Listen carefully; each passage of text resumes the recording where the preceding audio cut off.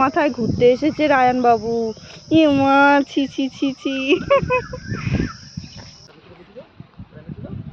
Hello বন্ধুরা, কেমন আছো? আশা করি তোমরা সবাই খুব ভালো আছো, আমিও খুব ভালো আছি। আজকের বেরিয়ে পড়েছি একটু ঘুরু করতে।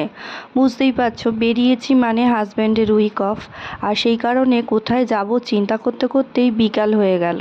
তাই বেরিয়ে পড়লাম, ভাবলাম একটু উত্তরভাগের দিকে যাব, আর সাথে যাবে বলল ওর অফিসের এক কলিগ।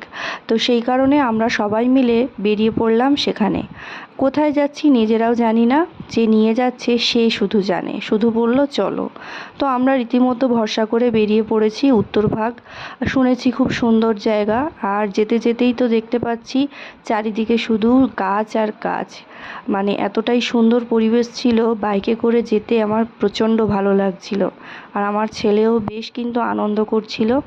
আর এতটাই হাওয়া দিচ্ছিল, গরমের মধ্যে ভাবছিলাম এতটা রাস্তা যাব, কষ্ট হবে, কিন্তু চারিদিকের যা ভিউ আর যা গাছগাছালি আর যে ঠান্ডা পরিবেশ, মানে একেবারে মুগ্ধ হয়ে গেলাম। আর চারিদিকে শুধু কৃষ্ণচূড়া গাছ দেখতে পাচ্ছ। আর যত এগোচ্ছি ততই দেখছি মানে একটা জঙ্গলময় পরিবেশ, চারিদিকে শুধু ঘন জঙ্গল আর মাঝখানে রাস্তা। লোকজনও দেখা যাচ্ছে টুকিটাকি, কিন্তু যতটাই ভিতরের দিকে যাচ্ছি ততটাই একটা গ্রামের পরিবেশ চোখে ধরছে। তো আমরা যাচ্ছিলাম আর কি ধপধপি হয়ে, এই রাস্তাটা ধরে ধপধপি হয়ে সেখান থেকে উত্তরভাগের।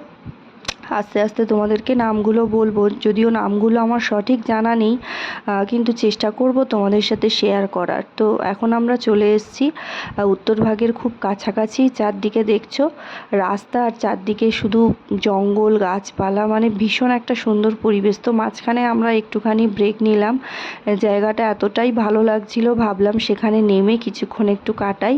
তো এতই হাওয়া দিচ্ছিল, মানে কি বলবো, আমার চুলের অবস্থা প্রচণ্ড খারাপ হয়ে গেছিলো। আর এই হচ্ছে সেখানকার ভিউ, দেখো কতটা সুন্দর লাগছে। তাই এখানে না দাঁড়িয়ে পারলাম না, দাঁড়িয়ে কিছুক্ষণ আমরা একটু আড্ডা মারলাম, একটু ছবি তুললাম, ভিডিও করলাম। দেখ না শোনা গালে, হ্যাঁ। তো তারপর আমরা আবার রওনা দিলাম। বেশ ভালোই লাগছিল, বাইকে অনেকটা রাস্তা আমরা চলে এসেছিলাম, বুঝতেই পারলাম না, কিন্তু বেশ মজা লাগছিল আর কি। চারিদিকের যা পরিবেশ, মনটা একেবারে খুশি হয়ে গেছিল। আর আমরা ইচ্ছে করলে একটু তাড়াতাড়ি বেরোতে পারতাম, কিন্তু সত্যি বলতে কোথায় যাব এটাই চিন্তা করতে করতে অনেকটাই দেরি হয়ে গেল, তাই প্রায় সন্ধ্যা হয়ে আসছিল। আর এখানের যা রাস্তা শুনেছি মোটামুটি একা গেলে সেফ নয়, তো সেই কারণে আমরা চারজন মিলে গেছিলাম। তো আমরাই প্রথমবার যাচ্ছি, সাথে যে দাদাটা গেছিলো সেই বলছিল এখানে এলে মোটামুটি অনেকজন মিলে এলে তবেই ভালো। একেবারে গ্রামের পরিবেশ, চারদিকে ধুধু করছে, ফাঁকা, কোনো বিপদ আপদ হলে কিন্তু খুবই প্রবলেমে পড়তে হবে। দোকান টোকান একদম কিচ্ছু এখানে নেই। একটা মানুষ অসুস্থ হলেও যে চটজলদি কোনো ডাক্তার বা কোনো চিকিৎসা ব্যবস্থা এখানটায় সেরকম একটা সুবিধা নেই। আর খুব রাতে যদি কোনো মানুষজন এখানে আসে, এখানকার এলাকার লোকেরাই ডাকাত ভেবে ঘরে ঢুকে যায়, এরকম আর কি শুনেছি আর কি, কতটা সত্যি মিথ্যে আমার জানা নেই। কিন্তু কি পরিবেশটা এতটাই সুন্দর, তো এইসব আর কিছুই মনেই হলো না। আর যদিও এসব কথা শুনেছিলাম, ফেরার পথে যাওয়ার সময় এসব কিছু জানতামই না। তো আস্তে আস্তে আমরা চলে যাচ্ছি, অনেকটা রাস্তা। আর মাঝখানে আমার ছেলে প্রচণ্ড বিরক্ত করছিল বাইকের মধ্যে, বুঝতেই পারছো, ও কিন্তু একেবারেই বসতে চায় না, বাইকের মধ্যে দাঁড়িয়ে দাঁড়িয়ে এতটা রাস্তাও গেছে। আর ওকে সামলাতে গিয়ে আমার দুটো হাত যন্ত্রণা হয়ে গেছে। এটা হচ্ছে ইটভাটা, মাটিটা দেখো কতটা উঁচু, আর এই হচ্ছে ইটভাটা থেকে ধোঁয়া বেরোচ্ছে সেই সুদূরে দেখতে পাচ্ছ। আর আমরা চলে এসেছি এই জায়গাটায়, এখানকার এক্স্যাক্ট নামটা জানি না। তো আমরা চলে এসেছি, আর এই উত্তরভাগেরই একটা জায়গা তোমাদেরকে বলি, পরে এটা মদনপুর বলছিল অনেকেই। তো যাই হোক, জায়গাটা দেখে এখানে দাঁড়িয়ে পড়লাম, আর আমাদের শুরু হয়ে গেল ফটো আর ভিডিও করা। আমি তো প্রথমেই শুরু করে দিলাম ছেলেটাকে নিচে নামিয়ে।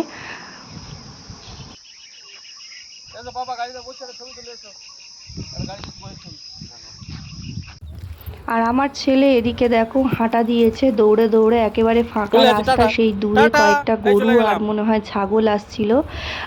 সন্ধ্যাবেলা সবাই ঘরে ফিরছে, ওরাও ঘরে ফিরছে, সেটা দেখে আমার ছেলে দৌড়াচ্ছে আর ভীষণ খুশি। ডাকো ডাকো ওদের, ডাকো, ওই যে আসছে আসছে, ডাকো ডাকো।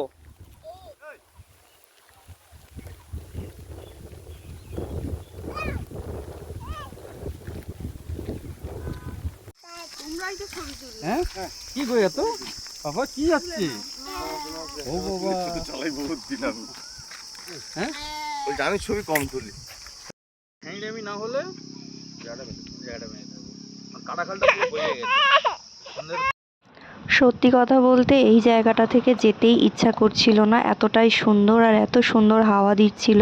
কিন্তু আস্তে আস্তে সন্ধ্যা হয়ে আসছে, তাই আমরা চটজলদি একটা ভিডিও বানিয়ে ফেললাম। আমাদের সাথে যে দাদাটি গেছিলেন খুব ভালো ভিডিওগ্রাফি করেন, তো সেই কারণে বললো বৌদি একটা ভিডিও করে দিই তোমাদের দুজনার। আর জানি না ভিডিওটা তোমাদের কেমন লাগবে, কিন্তু এই ভিডিওগুলো সাধারণত প্রি ওয়েডিংয়ে মানুষজন করে থাকে, কিন্তু আমাদের সেসব কিছুই হয়নি। আমরা তো ডাইরেক্ট বিয়েই করে নিয়েছিলাম। যদিও যাই হোক, ভিডিওটা বেশ ভালোই করেছে। পরে যখন দেখলাম বেশ খুশি হয়েছি, পোস্টও করেছি ইউটিউবে আর তোমাদের সাথেও শেয়ার করছি ফেসবুকে। ভালো লাগলে কিন্তু অবশ্যই কমেন্ট করে জানিও। আর আমার পেজটা এখনও যারা ফলো করনি, ফলো দিয়ে পাশে থেকো। তোমাদের ভালোবাসায় পেজটা আরও বড় হবে আশা করছি। ইতিমধ্যে 7,000 ফলোয়ারের কাছাকাছি আমি পৌঁছে গেছি। তো যাই হোক, অনেক গল্প হলো, কথা অনেক কিছু বলে ফেললাম। তো তোমাদের কেমন লাগলো ব্লগটা অবশ্যই কিন্তু কমেন্ট করে জানিও। ফিরতে ফিরতে আমাদের অনেক রাত হয়ে গেল। চলো দেখা হচ্ছে আবার নেক্সট ব্লগে। সবাই ভালো থেকো।